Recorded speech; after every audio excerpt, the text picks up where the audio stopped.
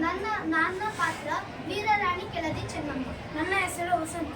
ನನ್ನ ಪಾತ್ರ ಕೃಷ್ಣಪ್ಪಯ್ಯ. ನನ್ನ ಹೆಸರು ಚೇತನ್. ನನ್ನ ಪಾತ್ರ ಸೇನಾಧಿಪತಿ. ನನ್ನ ಹೆಸರು ರೆಡ್ಡಿ. ನನ್ನ ಪಾತ್ರ ಸೇವಕಿಗಳು. ನನ್ನ ಹೆಸರು ಕೃಷ್ಣಪ್ಪಿ. ನಾನು ಸಿದ್ದಪ್ಪ ಶೆಟ್ಟಿ. ನನ್ನ ಹೆಸರು ಭಾರ್ಗವ್. ನಾನು ಸೈನಿಕ. ನನ್ನ ಹೆಸರು ಸುಲ್ತಾನ್ ಸಿಂಗ್. ನನ್ನ ಪಾತ್ರ ಸೇವಕಿಗಳು. ನನ್ನ ಹೆಸರು ರೋಷನ್ ಪ್ರಕಾಶ್. ನನ್ನ ಪಾತ್ರ ತಿಮ್ಮಣ್ಣ ನಾಯಕ. ನನ್ನ ಹೆಸರು ಸಂದೀಪ್. ನನ್ನ ಪಾತ್ರ ರಾಜಾರಾಮ್. ನನ್ನ ಹೆಸರು ಅನೀಶ್. ನನ್ನ ಪಾತ್ರ ಬೇಹುಗಾರ. ಜಯವಾಗಲಿ. ನಮಸ್ಕಾರ. ಕೆಳದಿ ಶಿವಮೊಗ್ಗ ಜಿಲ್ಲೆಯ ಸಾಗರ ತಾಲೂಕಿನ ಗ್ರಾಮ. ಅಲ್ಲಿ ವೀರರಾಣಿ ಕೆಳದಿ ಚೆನ್ನಮ್ಮ ಆಳುತ್ತಿದ್ದಳು. ಈಕೆ ಈ ರಾಜ್ಯದ ಕೀರ್ತಿಯನ್ನು ದಶ ದಿಕ್ಕುಗಳಿಗೂ ಹಬ್ಬಿಸಿದಳು.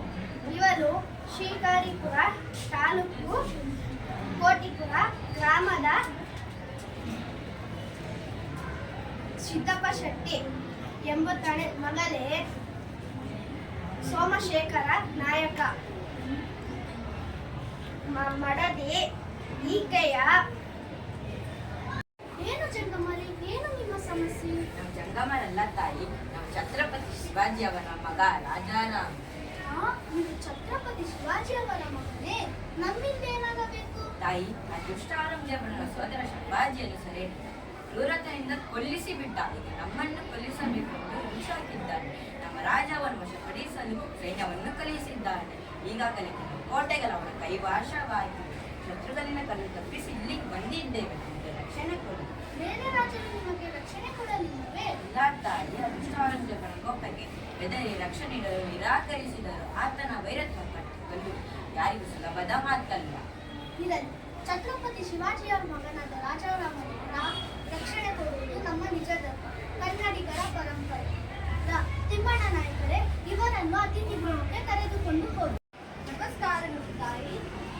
ಆಗಲಿ ತಾಯಿ. ನಿಮ್ಮ ಔದಾರ್ಯ ದೊಡ್ಡದು ತಾಯಿ, ನಿಮಗೆ ನಾನು ಕೃತಜ್ಞ.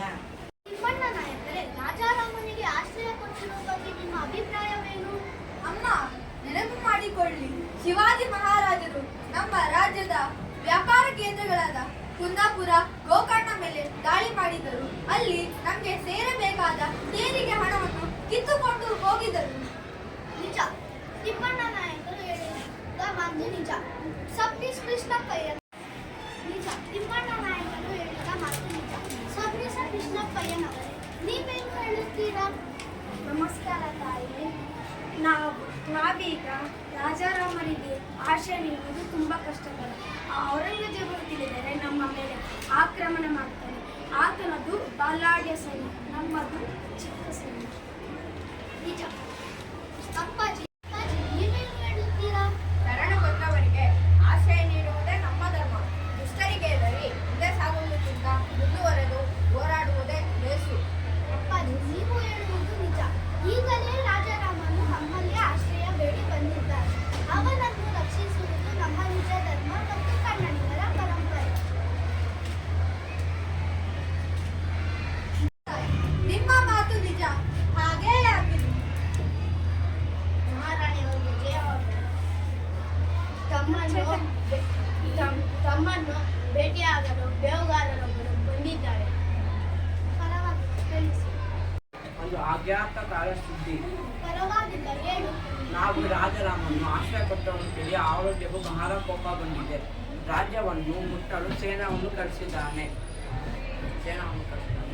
ರಾಜಾರಾಮನ್ನು ಔರಂಗಜೇಬಕ್ಕೆ ಒಪ್ಪಿಸಿಕೊಳ್ಳಬೇಕು, ಇಲ್ಲದೆ ಯುದ್ಧಕ್ಕೆ ಸಿದ್ಧಂತೆ. ಈಗಲೇ ರಾಜಾರಾಮನಿಗೆ ಆಶ್ರಯ ಕೊಟ್ಟಿದ್ದೇವೆ. ಇವಾಗ ಅವನನ್ನು ಒಪ್ಪಿಸುವುದು ಅಸಾಧ್ಯಕಾರಿಯಾದ ಸ್ಥಿತಿ. ಅವನನ್ನು ರಕ್ಷಿಸುವುದು ಕನ್ನಡಿಗರ ಪರಂಪರೆ.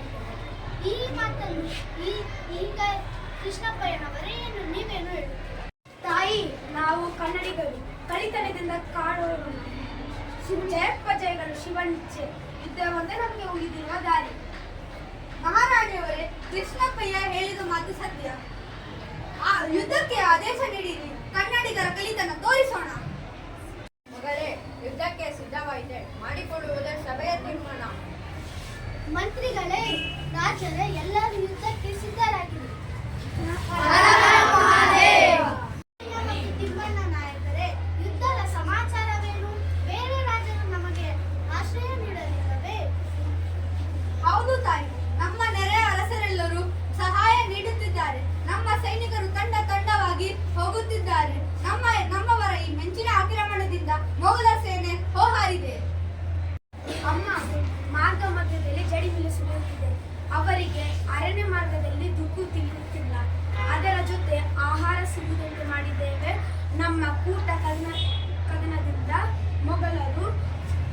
ಬಿಟ್ಟಿದ್ದಾರೆ.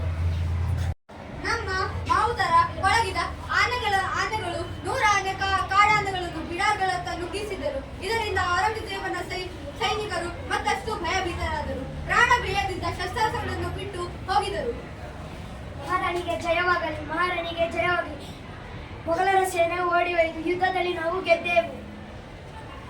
ಕೆಳದಿ ವೀರರನ್ನು ತಾಯಿ ಭುವನೇಶ್ವರಿ ಕಾಪಾಡಿದಳು. ವೀರ ರಾಣಿ